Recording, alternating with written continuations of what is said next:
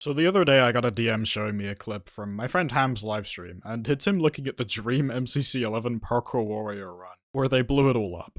Basically, this video is a relic of time. Well, I don't know if relic's the right word. I've never been the person to dip my feet into controversies that don't apply to me at all, since I don't like roaming around a space that I know negativity is gonna brew. For context, it's common knowledge that Dream cheated excessive pro rates because he accidentally left his mod on that he used for his manhunts while trying to submit an actual run. You know, I could forgive this pretty easily. We all make mistakes. If it wasn't for the fact that he mercilessly complained for days to the MCSR speedrun leaderboard moderators that they weren't verifying his run. I think if you make a mod and forget it's on, you'd realize pretty easily. But I digress. There are smarter people to talk on that matter than me. I'm not gonna dip my toes any further in there. Anyways, to get to the point, this guy is not far into cheating. You can believe whatever you want, but I'm here to show you that, yeah, he was obviously cheating in parkour. So, first question, how does one cheat in parkour?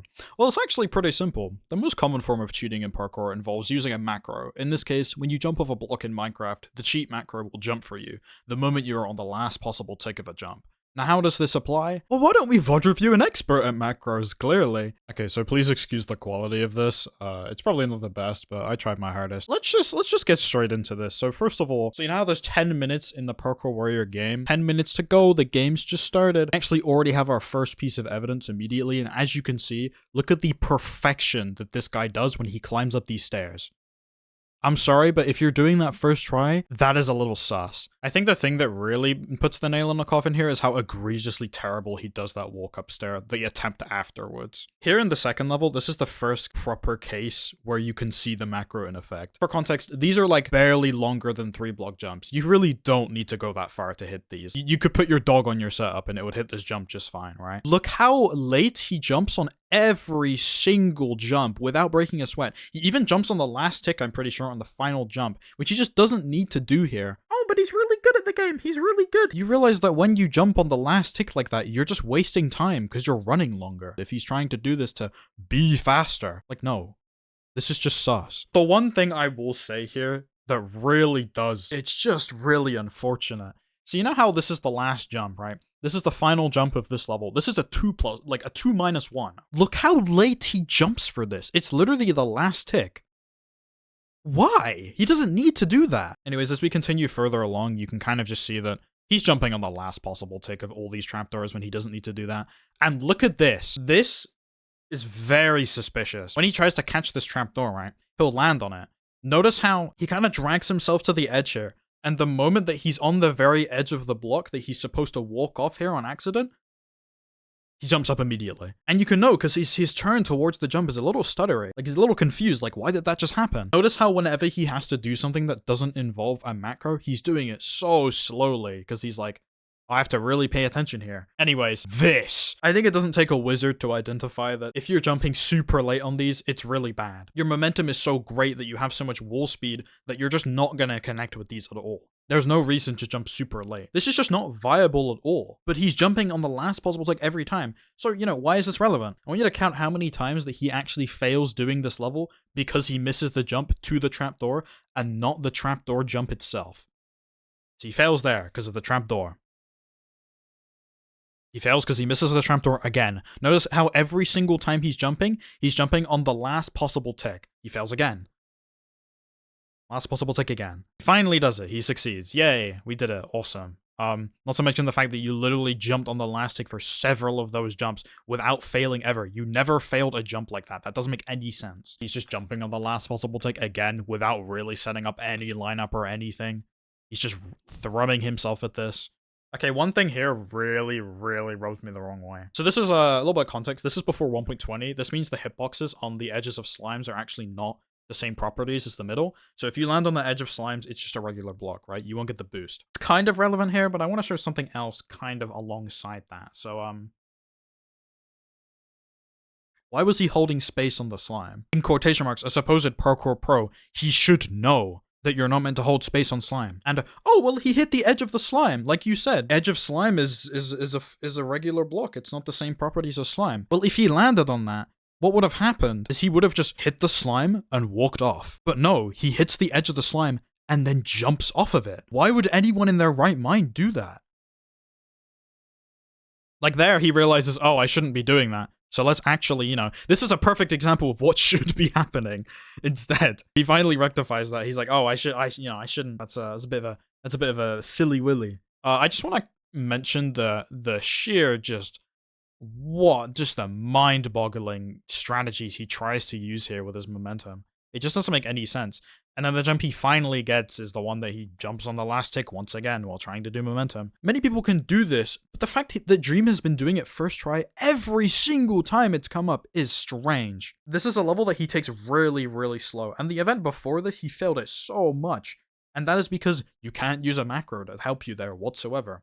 Also, shout out this jump right here. Just doesn't need to be running it like that, but he knows he can because he's just jumping on the last tick because his macro lets him again. Now this pisses me off a lot. Notice how he does these jumps. He's just running to the middle, he's just running and timing it. And he's doing this every single time. He's doing this every time. Run, jump. Like, he's not doing anything in terms of lining himself up before the jump, he's just not doing it whatsoever. Oh, look, he's going to do it again. He first tried that level. Now, there's definitely a little bit of a weird part here where he does this momentum and then he runs a tick onto that jump. That's a little strange, but I'll let that slide. This is where things really fall apart. For context, obviously, he has his macro. He's jumping on the last possible tick of every jump. Notice how he never does any momentum setup for these. He's just running and going. He walks around here again. He jumps over here. He jumps. Why does he do this? Well, eagle-eyed viewer, I'll tell you why he does this. When he collides with this wall, it interferes with his macro and his macro jumps. Notice how he jumps perfectly after he gets around the wall and he gets like the full momentum jump. He doesn't hit the wall whatsoever, and I can actually show you this in a later level. But this is the part where actually Dream turns off his macro because he notices that's wrong, right? He does that jump and he's like, oh, that's not right, you know? I shouldn't have done that. My macro's messing me up on this level. Let me turn it off. I want you to count how many jumps he successfully lands once his macro's turned off. 1. Oh, and it's gone. Immediately it's gone. Like, that is the first, like, run jump he's failed in this entire freaking game so far. 5 whole minutes in, and this is the first run jump he's failed. It's the moment he turns off his macro, because he realizes that it messed him up on the wall. And now, as you can see for this third attempt, he turns it back on. Why, you may ask? Because 1, he's just running these normally and making them every single time. And 2, more importantly, look how careful he is being around these walls. Like, look at how careful he is. Like, he does not want to hit these walls again. Like, oh my god, like snail's pace. Anyways, here, just watch. Like, it's just so... Look at how he just instantly, like, perfectly gets this timing every single time. He's running it immediately. He's failing the jump that his macro doesn't help him in any ways. And you may think, you know, when you fail a jump like that, you're like, oh, I should take the level more slowly, you know, so I can get this level done. Like, I take the level way more slowly if I fail like that, because I'm be like, okay, let me see what's going on. Well, no, he's just running at it anyways. He just doesn't care because he knows that his macro is going to do the jumps for him. I will say this is the level that Dream fails on the most, and there's a pretty good reason why. And that reason is macro does not help here whatsoever. It is all turn-based, and obviously he just doesn't have the tools to help him here. The fact that he first tried everything before this that doesn't include any form of turns or like weird Minecraft mechanics with slime or anything like that, right? The fact that he first tried all of that, and then he gets to this level, and he just gets fried for 2 minutes. So anyways, he finally beats this level. Yeah, great work, man. Good job. You're almost there. This is the worst defender of it all. For context, I sped around this map on the MCC practice server. I got the record. I have a 3:37. I have the world record by 25 seconds. Whenever I got to this part of the map in my speedruns, I had like a 20% success rate on this. I don't mean to toot my own horn, but I'm considered one of the best parkour players. Like, so the fact that 2020 Dream over here, first of all, he fails the first jump, not because he didn't hit the correct tick timing, it's because his turn was bad. I notice at the moment he's like, oh, I have to like think when I turn. He just first tries the level. He knows that he never has to hit his spacebar ever when he does these jumps because his macro is just doing it for him. He's just focusing on the turns. He's just pushing himself against this wall and perfectly hitting this timing every single time. Why? I guess he has a good gaming chair. I mean, anyways, I'm just kind of skipping through this part. I don't really care. There's one part that really messes with me. And it's actually before this. And it's when he goes to do this 4-block jump for the first time. And he goes to do this 4-block jump by doing this weird convoluted momentum setup that isn't consistent at all. And notice, he makes the jump. Oh, but he misses the distance. That mean he didn't jump on the last tick? Is everything that I've said previously completely irrelevant and this guy's actually not fraudulent and maybe he's just the GOAT? Well, short answer is no, and I'll explain exactly why. Okay, so I want to show why Dream failed that 4-block jump, and it's to do with the fact that even if you get the max possible tick timing distance to make this jump, like for example, this is a 4-block jump, right? I had a 5-tick jump there, as you can see on my little MPK here. This tells me the timing that I'm doing. This is a 5-tick jump that I'm doing. If I try to do anything further than a 5-tick, I will fall every single time, because this jump is not possible from the back. If I shift tap forward once, however, and then 5-tick, I make the jump every single time. So what happened for Dream is that the reason that jump didn't make it, despite him jumping on the last possible tick because of his macro, is because that he wasn't on the correct pixel section when he did his momentum, which is why he failed the jump. So yeah, what basically happened here is it's literally just him doing the momentum jump on the last possible tick, but because he didn't do the momentum correctly and he's on a specific part of the pixel, it's just not a possible tick timing that he can do. So he just fails. Anyways, the last part, the salmon ladders. You know, Dream's just looking up here. I think he's just doing it for oral reasons. I don't think he's really scared of this because he knows his macro will just carry him up the entire tower anyways. Like, yeah, let's just do these 2-tick timings and let's just not care at all where we are on this jump, and let's just hit all of these at once. Every single one of these. Let's just hit all the jumps perfectly at once. Notice how he never fails any of these. He didn't fail any of these in MCC 10 as far as I'm aware. And there you go. It's just really, really, really obvious now. And it's unfortunate because we didn't know this for years, because back then no one really was good at parkour, and nowadays no one cared to go look back at this. And now that we know this information, we know much better how to parkour. We look at this and it's just so obvious. I want to bring up one final thing. This was from his 403 that he got on the practice server. So this was actually his best time. And he does this on 5-1. This is a little bit of a difference that he does, right? I'm just gonna let you watch, and you can just gape in awe for yourself.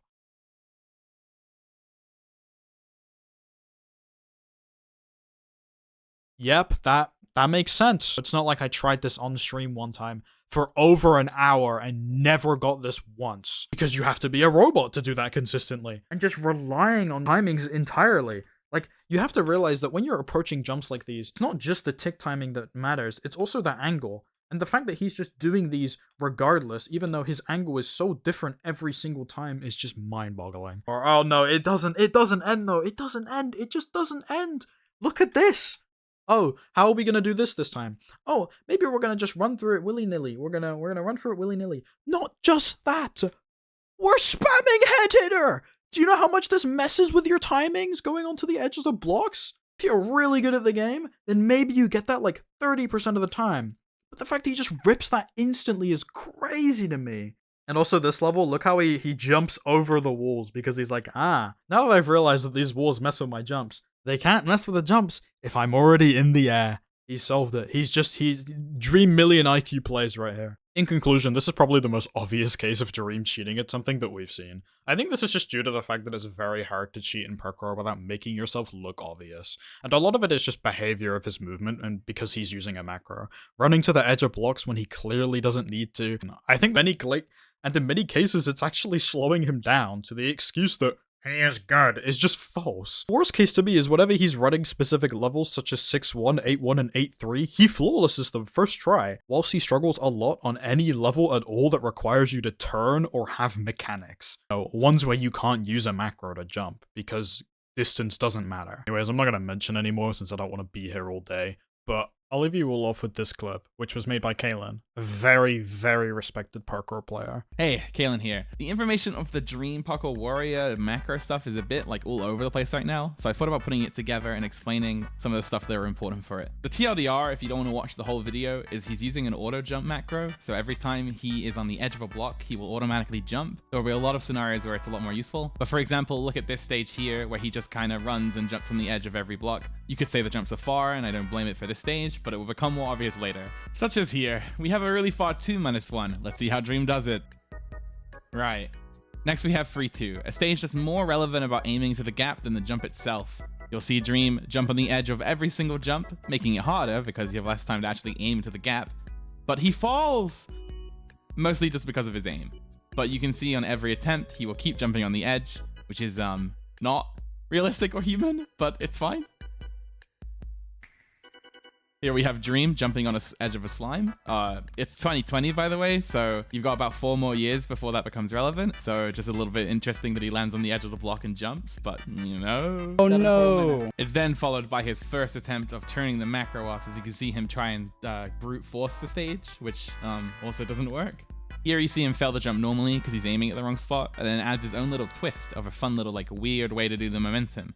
But he runs for a tick after doing the jump, which is not really something you would do when doing this, but this whole stage just kind of explains itself.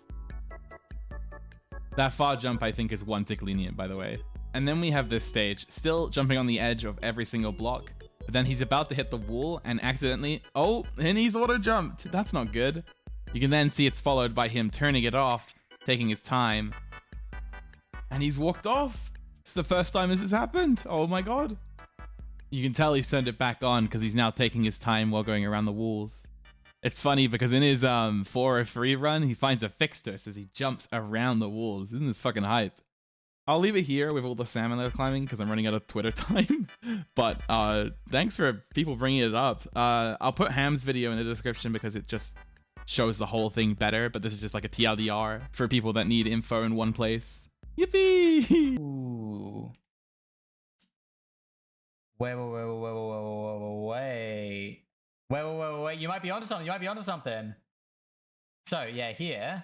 Oh, sorry. Wait, I gotta go back further. So, he hits the wall. It auto jumps. He toggles it off. Then he finally runs off of momentum for the first time in the whole game. Oh, my God. Oh, this fucking guy.